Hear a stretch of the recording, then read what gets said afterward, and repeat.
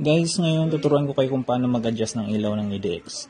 At dahil nga projector lights ang gamit natin, malakas siya. At yung stock natin is mataas. So kaya kailangan babaan natin para hindi magreklamo yung mga kasalubong natin. So ganito lang, unang babaklasin natin yung fairings.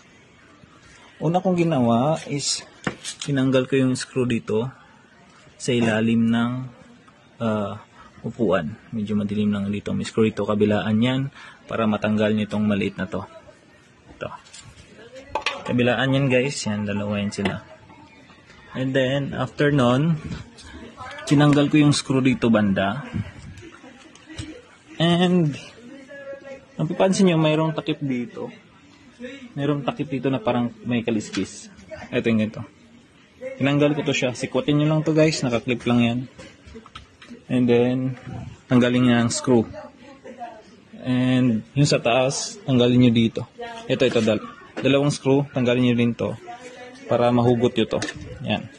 At matatanggal ito. Then next case is, mayroon tong tornilyo dito, dalawa. Kabilaan. Tanggalin nyo yan. Sa akin, tinanggal ko na din pati dito. Tinanggal ko. Pero ito lang naman, ang importante dyan kasi para sa fairings. And then, sikwatin nyo lang.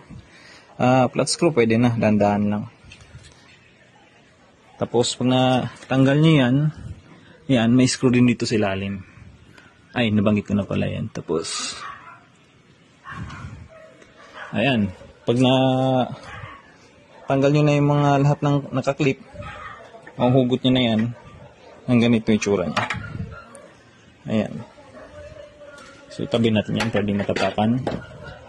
Then, ito na yung itsura niya pag nabaklas. So, kabilaan yan, babaklasin nyo pag mag-adjust kayo ng ilaw. Same thing din dito. Ayan. So, tinanggal ko din yung windshield niya. Tinanggal ko rin yung windshield niya kasi para di ako mahirapan. Yung iba guys, hindi screw yung pang-adjust nila ng ilaw. Ano siya? Wrench. Ginagamitan ng wrench. Pero ito kasi sa akin is screw. So mapapansin nyo, pag naka-screw, hindi mo madudukot yan mula dito sa ilalim. Ayan. Hindi mo yan siya madudukot. So ang gagawin mo, pag screw type yung sayo, tatanggalin mo to. Ito. Itong screw na to, ayan, screw na yan, para yan sa ilaw. And pag tanggal mo yan, tatanggalin mo din to. Kabilaan yan guys, kabilaan. Pag natanggal mo yan, kabilaan, mahuhugot mo na itong buong ilaw. So pag nahugot mo yung buong ilaw, pihitin mo tong screw na to. Ayun. Makikita nyo ito. Ito mismo yung ano ng ilaw. Pihitin nyo. Ang ginawa ko sa akin kasi, ang advice nila is counterclockwise daw. Pero itong unit ko na to, doon sa akin di ko lang alam sa iba, is hinigpitan ko parehas kabilaan para bumaba yung ilaw. So, ito na yung resulta niyan. So, paandarin lang natin.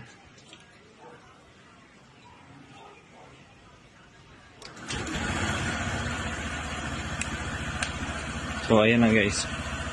Mababa na yung ilaw ko. Hindi ko pa na-fix yan. Kaya hindi pa ganun pantay. May ipifix ko na yan. So, pati yung high niya, yan, mababa na din. Mababa na siya. Kung nakaraan, nasa gitna yan, guys. Nasa gitna. So, sobrang taas talaga ngayon, binabaan ko na. Papantayin ko na lang yan sa screw. So, hindi ko pa na-lock ng todo eh. So, yun lang. Tulong ko lang ito sa mga namumblema sa ilaw natin na napakataas. So, madali lang pala siya baklasin.